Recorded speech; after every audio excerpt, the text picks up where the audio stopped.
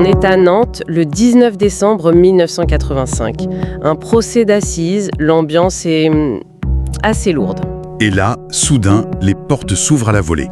Un homme armé déboule, tire en l'air. Et en quelques secondes, c'est le chaos. Toute la salle d'audience est prise en otage. Ce n'est pas le début d'un polar, non. C'est le début d'une prise d'otage de 36 heures qui va tenir, mais alors, toute la France en haleine. Et ce qui rend cet événement complètement dingue, ce n'est pas juste l'attaque en elle-même, c'est une exigence des preneurs d'otages. Oui, une exigence totalement inédite. Ils veulent que tout soit filmé. Et diffusé à la télé. Le palais de justice se transforme en studio de télévision, quoi. Exactement. Et le procès de deux criminels devient, en direct, le procès de la justice. Notre but, c'est de comprendre la psychologie de ces hommes, la mécanique de cette crise et comment tout ça a pu aller jusqu'à ce dénouement, sur un tarmac d'aéroport. Alors pour comprendre, il faut commencer par le début. Qui sont ces hommes ? C'est un trio. Georges Courtois, le cerveau, Karim Kalki, le bras armé, et Patrick Thiollet, le complice. D'où ils sortent ces trois-là ? Le personnage central, celui qui va tout orchestrer, c'est Georges Courtois. Jojo. Le cerveau donc. Oui, et c'est un personnage vraiment complexe. Il vient d'une famille pauvre de Nantes, son père meurt dans un accident de chantier. Ah oui ? Et ce drame va créer chez lui une vraie rancune, une haine du monde du travail, de l'injustice sociale. Pourtant, il avait d'autres ambitions, non ? Oui, il se rêvait homme de lettres, ou même ingénieur. Mais bon, la délinquance l'a rattrapé très très vite. Et il le sentait venir. Le docu rapporte une phrase de lui qui est glaçante. Laquelle il dit « Quand j'avais 14-15 ans déjà, je savais qu'un jour je ferais un truc terrible. » C'est une prophétie autoréalisatrice en fait. Sa vie, après ça, c'est des allers-retours en prison. Il se professionnalise, comme dit le documentaire. C'est ça. Il passe des petits vols au braquage. Mais il ne subit pas la prison.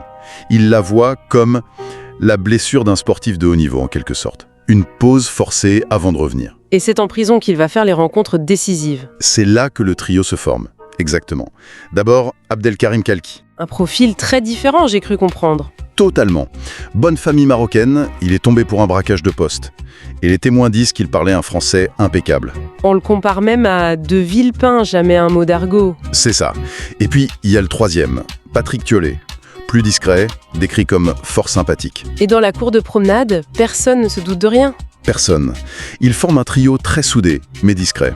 Ils préparent leur coup. Alors, à leur sortie, Courtois et Thiollet, ils ne perdent pas de temps. Avant, ils replongent direct. Tentative de braquage, course-poursuite. Et retour à la casse-prison, à Nantes, en attente de leur procès. On pourrait se dire que ça va les calmer. Mais c'est tout le contraire. Cette nouvelle incarcération, c'est pas un frein, c'est le catalyseur. C'est là qu'ils finalisent le plan. Exactement, dans leur cellule. Karim Kalki, lui, il est libre. Ce sera l'élément extérieur. L'idée est simple et en même temps... complètement folle. Voilà. Le jour du procès de ses amis, Kalki prend d'assaut la cour d'assises. Mais ce n'est pas qu'une évasion, c'est ça qui est dingue. L'objectif est politique presque. Beaucoup plus grand, oui. Le but, je cite, c'est de faire le procès de la justice et de la société en direct à la télé. Ils veulent une tribune, devenir les accusateurs. C'est ça. Mais comment on prépare un truc pareil depuis une cellule ? La logistique, elle est impossible. Et pourtant, le plan est d'une précision redoutable. Kalki doit entrer seul, armé jusqu'aux dents. Et les rôles sont déjà répartis à l'avance. Ah oui, tout est calé. Courtois, le plus bavard, c'est le négociateur, le porte-parole. Thiollet, ce sera le gros bras, l'exécuteur des hautes œuvres. Et les armes, comment ils se les procurent ? Alors là, c'est une zone d'ombre. Le docu indique qu'une liste très précise est passée à Kalki via un maton. Un maton complice. Apparemment. 3 revolvers, 357 Magnum, des grenades, des pistolets mitrailleurs. Ah oui, quand même. Kalki prévient qu'il n'aura pas tout, mais le minimum. La date est fixée le 19 décembre 1985, le jour du verdict. On arrive donc à ce fameux matin. Courtois est de super bonne humeur la veille. Il a laissé un mot presque drôle au gardien pour qu'on le réveille à l'heure, pour ses exercices. Il est prêt pour son grand show. Et à 10h50, alors que l'avocat général est en train de le démolir dans son réquisitoire, tout bascule. C'est l'assaut de Karim Kalki. Son arrivée est surréaliste. Les témoins racontent qu'il est venu en bus, sans ticket. Non. Avec tout cet arsenal sur lui, avec 8 calibres, 6 grenades, des menottes, tout sous sa veste. Il menace le flic à l'entrée, il fait éruption dans la salle, il tire en l'air. Et là, c'est la panique. En une seconde, Il place une grenade dégoupillée sur le front du président et un revolver sur la tempe de l'assesseur. C'est fini.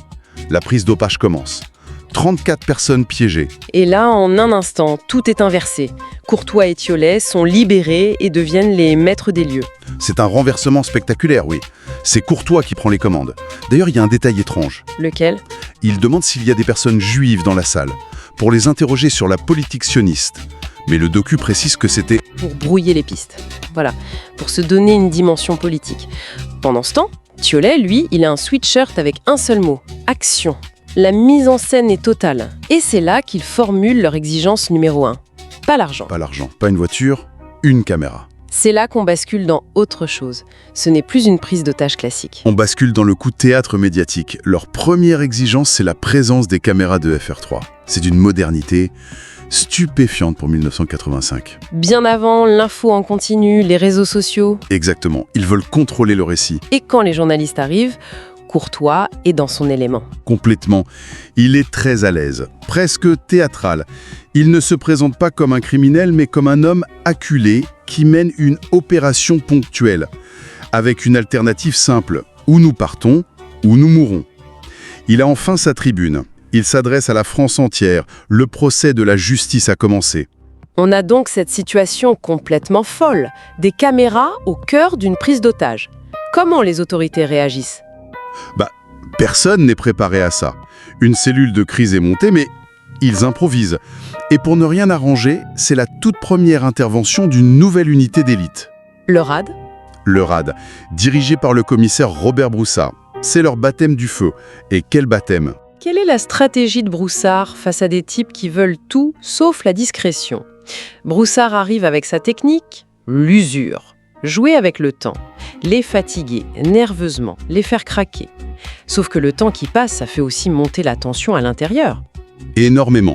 Courtois s'impatiente, il est frustré, il veut parler à Broussard et ça ne vient pas. Et en moment, Khalki, lui, il pète un câble. C'est-à-dire ? Il menace de tout faire sauter. Les retranscriptions sont terrifiantes.